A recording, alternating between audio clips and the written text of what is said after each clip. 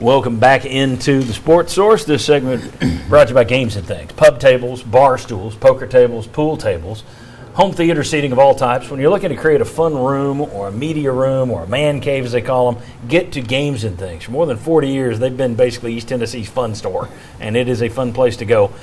Visit them this week. You'll love the showroom. And if you can't make it down there, check out OurGameRoom.com. For more than 40 years, Games and Things. Okay. Guys, we know Tennessee's roster situation, depth issues have already cropped up, yet this staff is doing better work with the backups than I anticipated. I mean, I give them a lot of credit. You got a makeshift offensive line, and you're running the ball. You had all kinds of new guys in the secondary yesterday. Brandon Turnage yesterday, 14 tackles for a kid who hadn't played, basically.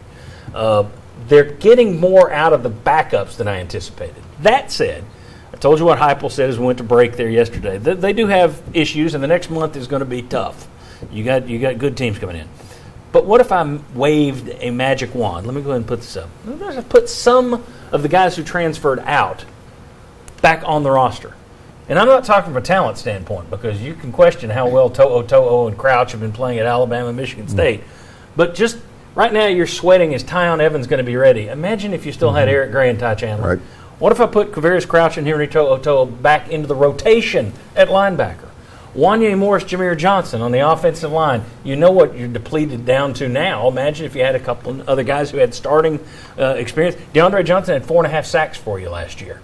It's not Reggie White, but you're not exactly piling up the sacks this year. If I just put those 7 guys back out there, you look at where Tennessee is right now in this stretch where you're going to be tested depth.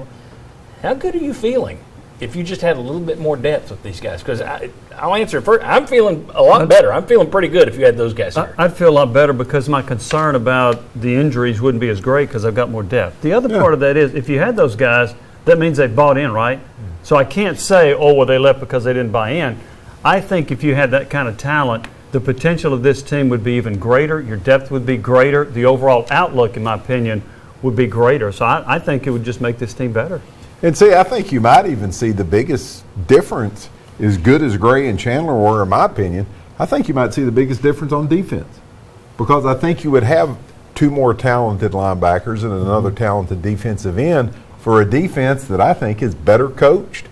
And scheme-wise, simpler. Scheme-wise, a different kind. So you may be even a little bit better if you had those guys. Not just depth-wise, but just actually be better. That's a good point. You wonder if this staff, and I don't want to jump the gun here. Again, this next month is going to be rough. I don't think it's going to look like the last 2 games. Hope I'm wrong, but I think it's going to be rough. But this staff seems to be getting more out of the team left behind than the previous staff did. That makes me wonder, could they have gotten more out of a Henry To'o, as you say? Could they have gotten more out of an Eric Gray or Ty Chandler? Your thoughts on where this team would be if they had that depth, Marlon? I'm gonna take a different take. Okay. From a former player standpoint, and Mike, you would understand this. We all can play the what if game. Hey, what if this kid was still here? From a former player standpoint, my feeling of it is, hey, that guy decided to leave the locker room for whatever reason. So it's hard for me to say, man, I wish we still had this guy, right? As a former player, it's, hey, we're going to roll with who we got in the locker room. Right. Whoever decided to stay and buy into the Tennessee program, that's who we're going with. No doubt about it, we would be better or possibly better if you have those guys in there. But from a former player standpoint, for me, it's we're rolling with the guys we got. I'm sure Sterling is over here jumping up and down off camera. Next man up, he loves that. Mike, your thoughts on this team with added depth? Yeah, I mean, does it affect the way the record is where they're at right now? Maybe they beat Pitt. You know, I think if we had a different quarterback, I think that's a whole different situation. Over the next 4 games, you wonder, right? Georgia, no. Alabama, no. Are they going to make an impact on Kentucky or Ole Miss? They might. But again, I think the beauty of it is those guys have left.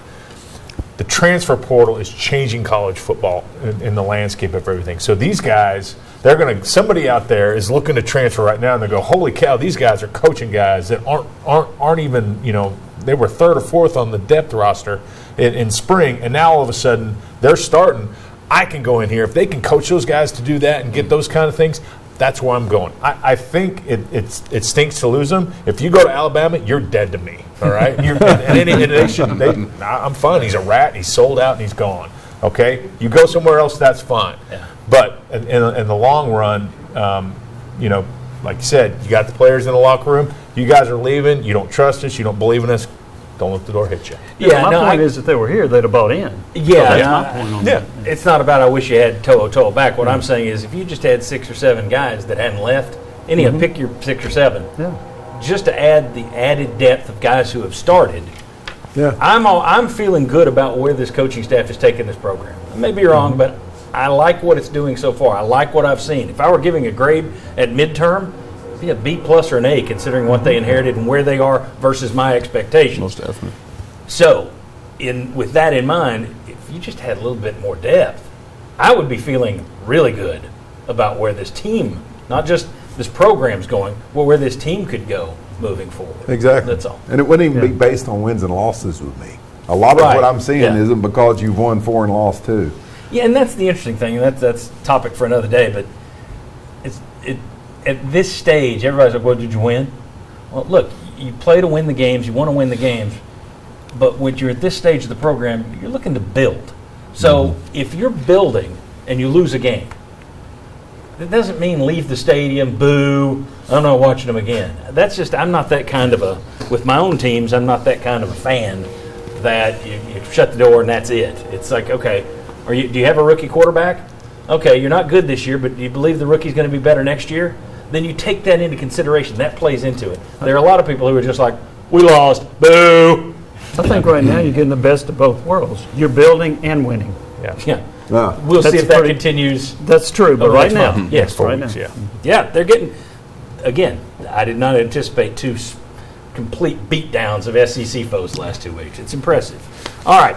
Thank you, Bob. Good luck to your Vikings. Thank you, sir. We're throwing him out, and we're bringing new people in. When we come back, it's rapid fire. We got a lot of really good questions in this one, so come on back.